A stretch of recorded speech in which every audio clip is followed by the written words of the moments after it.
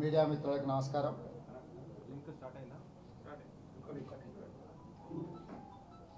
మీకు అందరికీ తెలుసు, తెలంగాణ రాష్ట్రం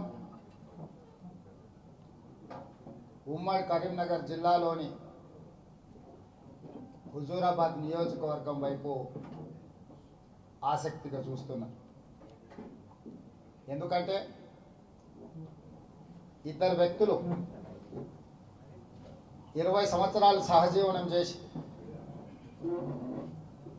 ఎన్నో అంశాలలో, నేరాలలో, ఘోరాలలో భాగస్వాములు, పంపకందారులు, వాళ్ళ మధ్యలో వచ్చిన వాటాల పంచాయతీతో, పంపకాలలో భిన్న అభిప్రాయాలతో ఒకరి మీద ఒకరికి అనుమానం వచ్చి పంపకాల కోసం, వ్యాపారం కోసం, లాభాల కోసం ఏర్పాటు చేసుకున్న సంస్థలో నాకు సమాన భాగస్వామ్యం ఉందని చెప్పి ఈటెల రాజేందర్ గారు అనడం జరిగింది. తెలంగాణ రాష్ట్ర సమితి అనే ఒక వ్యాపార సంస్థలో కేసీఆర్ కుటుంబానికే కాదు, ఈటెల రాజేందర్ కూడా భాగస్వామ్యం ఉంది. లాభాల పంపకాలలో సమానమైన వాటా నాకు చెందుతుంది. నాకు రావాల్సిన వాటా రాకపోతే నేను ఊరుకునేదే లేదని చెప్పి ఈటెల రాజేందర్ గారు ఎండీగా ఉన్న కేసీఆర్ గారిని సవాల్ విసిరింది. డైరెక్టర్గా ఉన్న ఈటెల రాజేందర్ గారు ఎండీగా ఉన్న కేసీఆర్ మీద తన వ్యాపారంలో లాభాల పంపకాలలో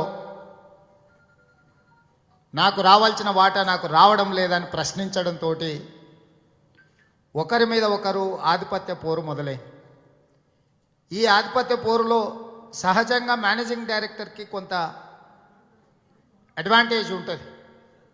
మిగతా డైరెక్టర్ల సహకారంతో కంపెనీలో నుంచి కొంతమందిని తొలగించడానికి, ఆ కంపెనీ యొక్క షేర్లను, లాభాలను తనే గుంజుకోవడానికి అవకాశం కలిగింది.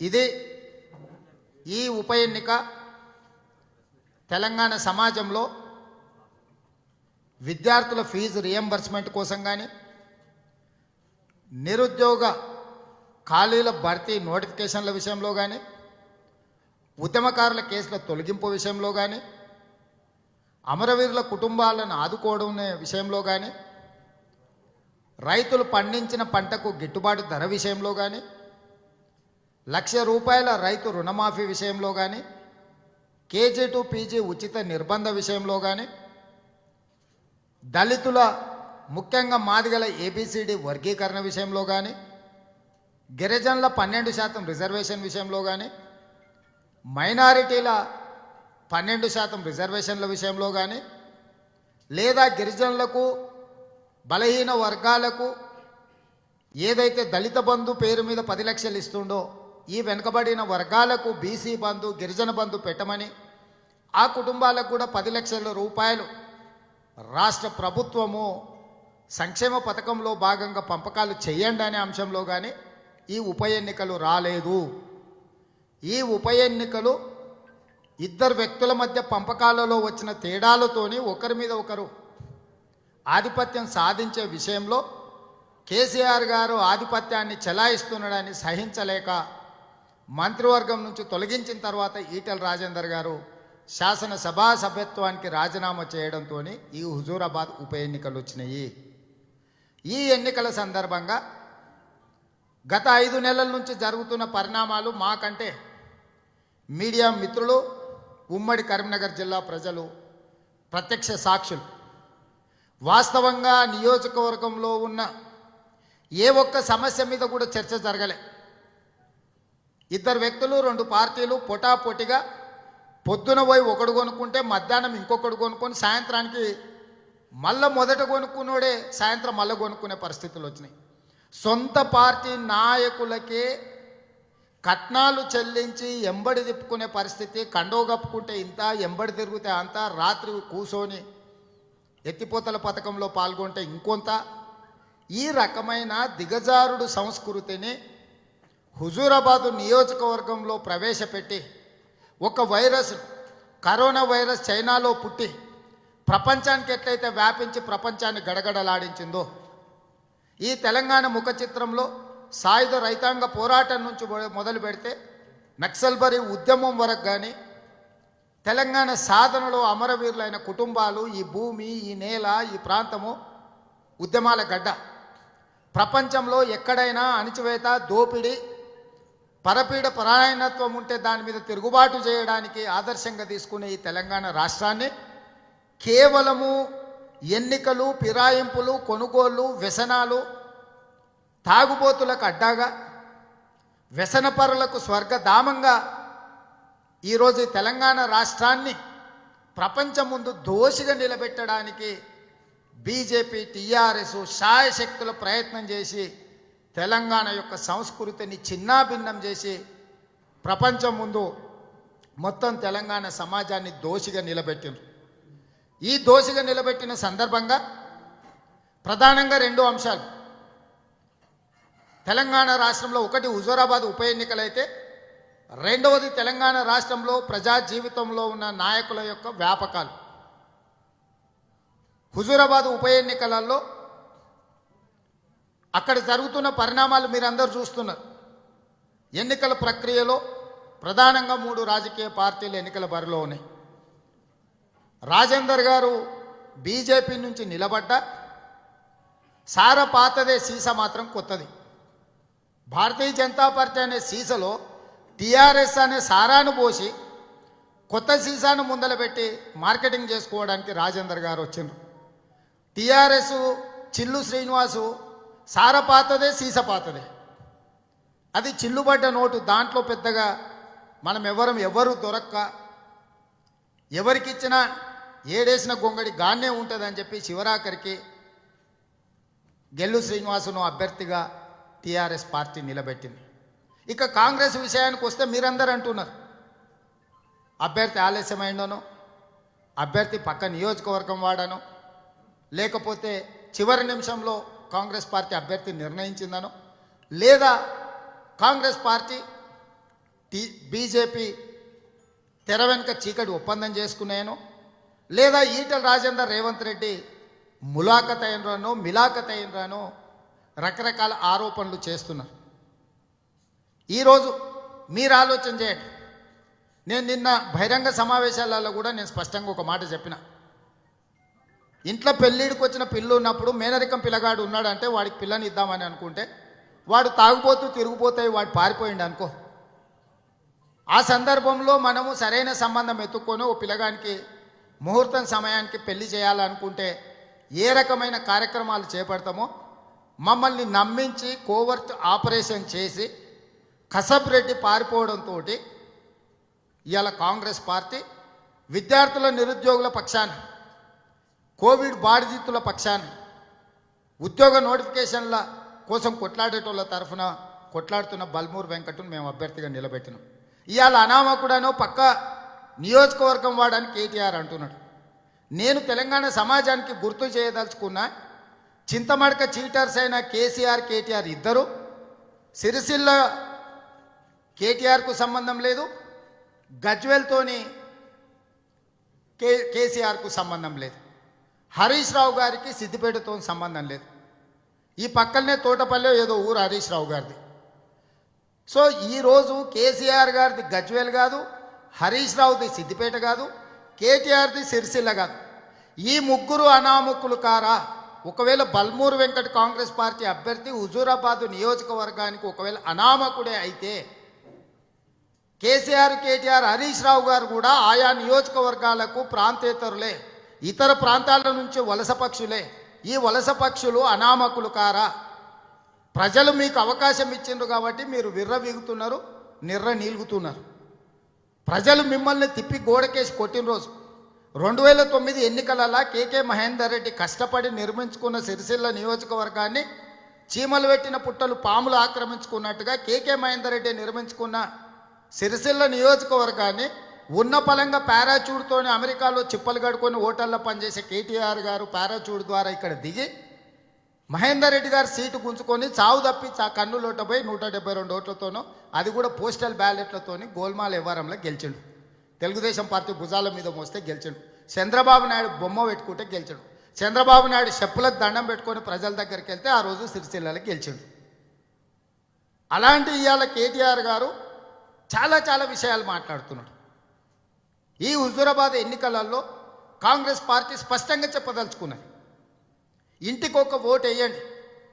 విద్యార్థి నిరుద్యోగ ఉద్యమకారుల పక్షాన ప్రతినిధిగా మేము బల్మూరు వెంకటను, ఒక డాక్టర్ను, చదువుకున్నోని, 5 సంవత్సరాలు ఈ ప్రభుత్వం మీద పోరాటం చేసినోని, ప్రజలలో మమేకమై ప్రజా సమస్యల మీద పోరాటం చేస్తే టికెట్ అడగాల్సిన పని లేదు, టికెట్ ఇంటికే తెచ్చిస్తామని ఏదైతే నేను చెప్పినో పిసిసి అధ్యక్షుడిగా వారికి మేము టికెట్ ఇవ్వడం జరిగింది.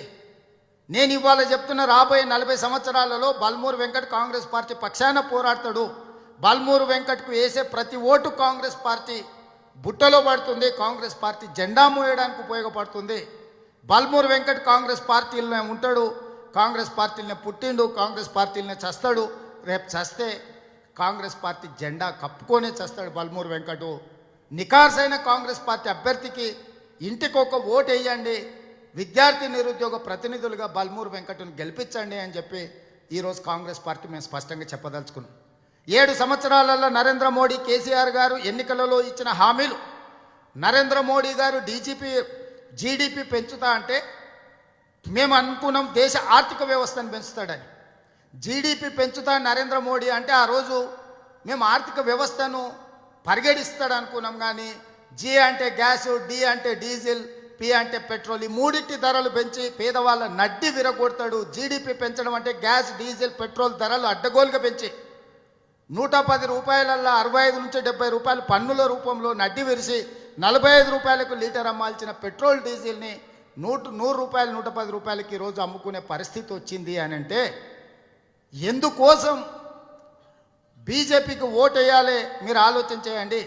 రైతుల ఆదాయాన్ని 2 చేస్తా అని ఎన్నికల మేనిఫెస్టోలో చెప్పిన నరేంద్ర మోడీ గారు మేము వరి కొనము, కందులు కొనము, మినుములు కొనము, పసుపు కొనము, పసుపు బోటు పెడతామని ప్రజలు నట్టేట ముంచిన రైతు వ్యతిరేక ప్రభుత్వం, రైతు వ్యతిరేక నల్ల చట్టాలను తీసుకొచ్చి శాశ్వతంగా మన తాతలు ముత్తాతల నుంచి వారసత్వం వచ్చిన వ్యవసాయం చేసుకునే రైతులను బానిసలుగా మార్చి అదానీ, అంబానీ, అమెజాన్ కంపెనీలకు తాకట్టు పెట్టినందుకు భారతీయ జనతా పార్టీకి వేయాలనా?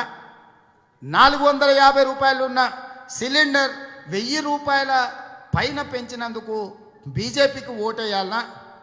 కోర్టు కేసుల నుంచి లేకపోతే బ్యాంకు లోన్ల నుంచి తప్పించుకోవడానికి, దొంగ నుంచి తప్పించుకోవడానికి గజదుగ్గు దొంగ పక్కన చేసినందుకు రక్షణ కోసం శరణు వచ్చిన ఈటెల రాజేందర్కు ఓటేయాలనా? హుజూరాబాద్ నియోజకవర్గ ప్రజలు ఆలోచన చేసి విఘ్నులుగా నిర్ణయం తీసుకోండి. అదేవిధంగా టీఆర్ఎస్, ఇక టీఆర్ఎస్ వాళ్ళు అబద్ధాలకైతే నోటికి దండం పెట్టాలి.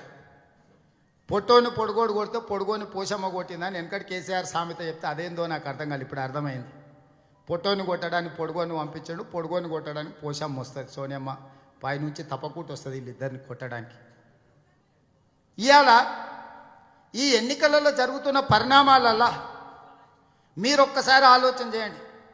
100 సంవత్సరాలు తెలంగాణ ప్రాంతాన్ని, హైదరాబాద్ రాష్ట్రాన్ని పరిపాలించిన నిజాం నవాబు చివరి దశలో తన రాజ్యం మీద, ఆధిపత్యం మీద ప్రజలు తిరుగుబాటు చేసినప్పుడు ప్రజల్ని అణచివేయడానికి, ప్రజల్ని భయపెట్టడానికి, తన రాజ్యంలో తనని రాజుగా ఆమోదించిన ప్రజల్ని భయపెట్టడానికి రజాకర్లను ఆ రోజు నియమించుకున్నాడు కేసీఆర్ గారు. ఆ రోజు నిజాం నవాబ్ గారు. నిజాం నవాబు కాలంలో తన రాజ్యంలో ఉన్న తన ప్రజల్ని భయపెట్టడానికి, హింసించడానికి, దోసుకోవడానికి, రాజి రంపాన పెట్టడానికి, రేపులు చేయడానికి, మర్డర్లు చేయడానికి నిజాం నవాబు ఆధారపడ్డది కాసిం రిజ్వీ మీద, రజాకర్స్ మీద.